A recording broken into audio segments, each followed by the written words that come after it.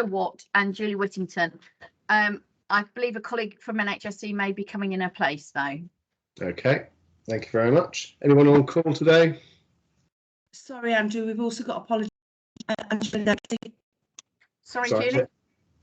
From Angela Dempsey. Oh, yes, sorry, yes. And do we have our patient representative on?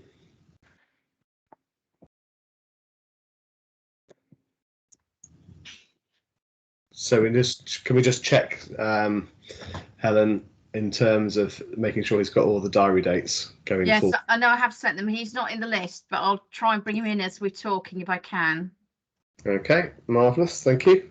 So, any declarations of interest relating to the agenda? No, okay, so we go on to the minutes of the meeting on the 4th of May. Any comments relating to the minutes? Everyone happy for those to be approved as a true reflection? Okay, any matters arising? So we go straight on to the actions, and there's only one action, which is green. No further actions highlighted from the public meeting. So everyone happy to progress? I don't have a chair's update, so we're going to go straight on to the General Medical Advice Support Team GMAST update with Julie. Thank you, Chair. So I'm going to take it that everybody's has read the paper. This is the monthly paper that comes, which gives you gives the committee an update on any contractual issues or changes. So just to note, obviously you can see that there have been some in terms of contract variations, the GMAF team in terms of direct enhanced service, and that's really it. So I'm happy to take any questions, but it's just for the committee to note this report.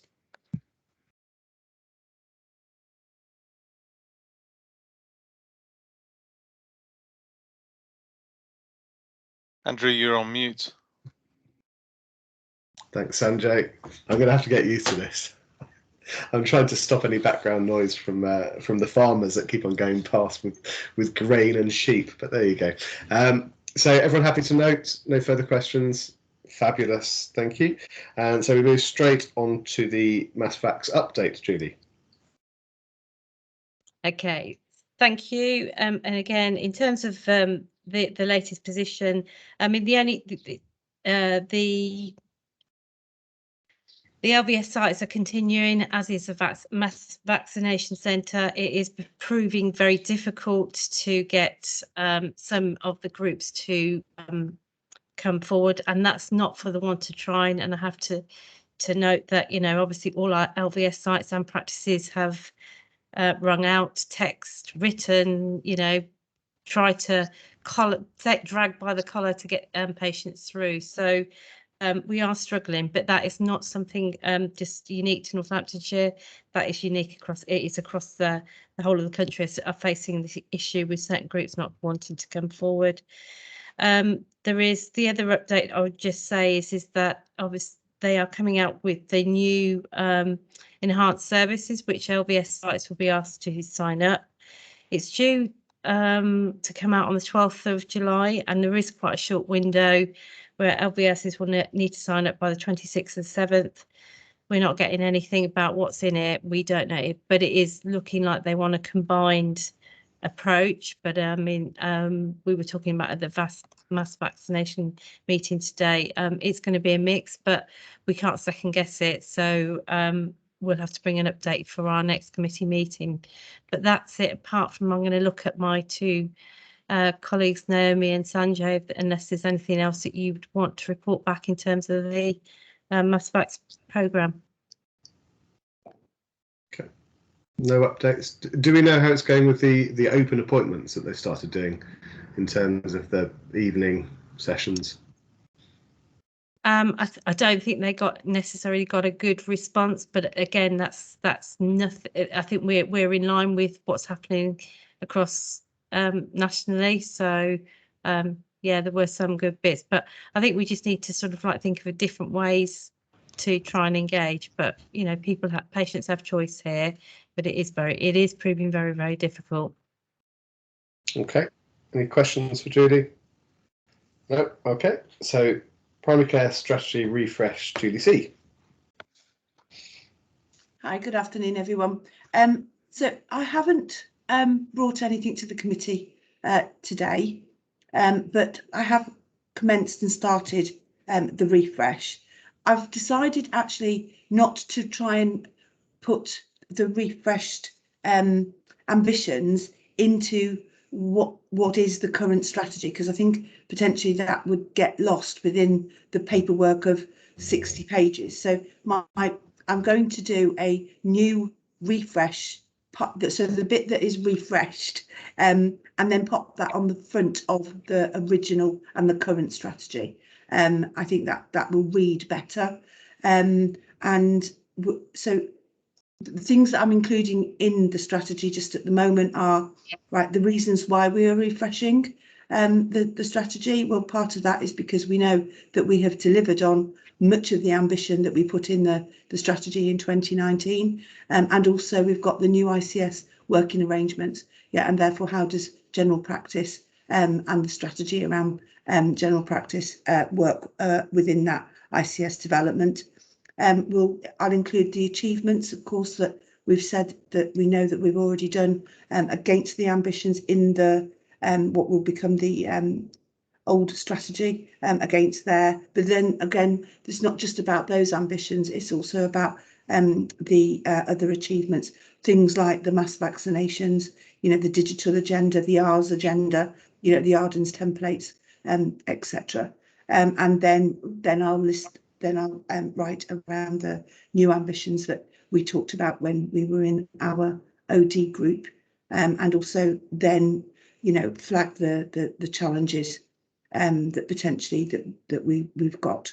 So I'm hoping to have that for you for the next meeting, but it will be circulated to you prior to that for comments and feedback. Thank you. Okay, thank you. Any questions for Julie? Okay, thank you. Stuart, finance report, please, month 2. Thank you, Chair. I'll assume the paper's read, but I'll re-emphasise the point. We are underspent at month 2 of just under £500,000, which is forecast for H1 or the first 6 months of the year, because we've only got the allocations for the first 6 months of the year at the moment. We are expecting that guidance out the end of this week for the second half. So we're forecasting just under 1.3 underspend at this moment in time. Noting, we are still looking to get funding in for the additional roles, the R's, and for the GP overseas recruitment. That would increase the underspend to 2 million halfway through the year. And plus we've still got an investment strategy, as we did towards the end of last year. We still have those funds available for this year, so they're there currently. So in a financial way, we're in a good position. So if we're looking for money to deliver Julie's strategy for this year, we don't want to lose the fact we've got some money there available for the best use. So it's quite a good news story at the moment. No use to keep say good news. This is 2 years in the trot, keep saying good news now. I'll stop at that point. Okay, I guess the obvious question is, when is the H2 guidance going to come out for H2 planning? We're getting nationally briefed on Thursday. So the Director of Finance is getting nationally briefed Thursday afternoon. So we are expecting the guidance on Friday. Any indication of the direction of travel? I think I can guess. Yeah. We think it's going to be a rollover for H2. The difference being they are going to build in an efficiency target and expect improvement on the underlying position of all systems. We're not sure how they're going to set those targets, but we've been told there will be, because previously efficiencies haven't been a requirement under the blocks and arrangements. They are now going to be required going forward. So that as we enter into 22-23, we've started the efficiency program and the savings programs, and it started to make dents into the underlying position.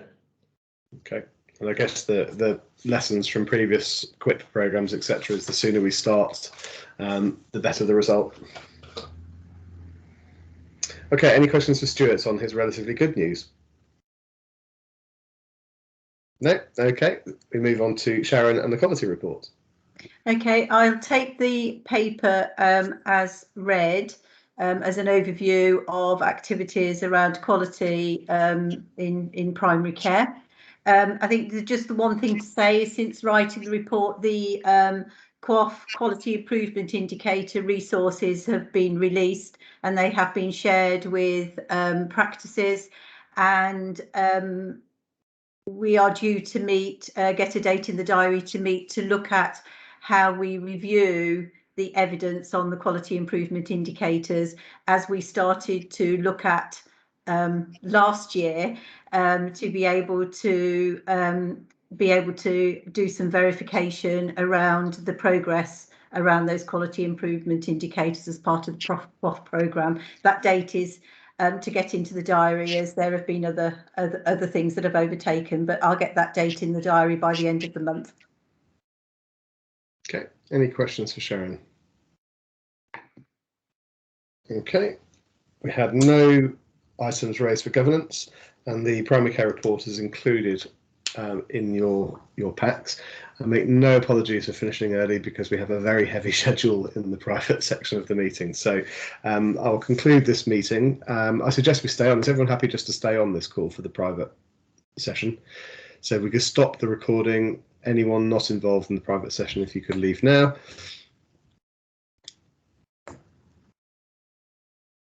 Let's wait for that recording bar to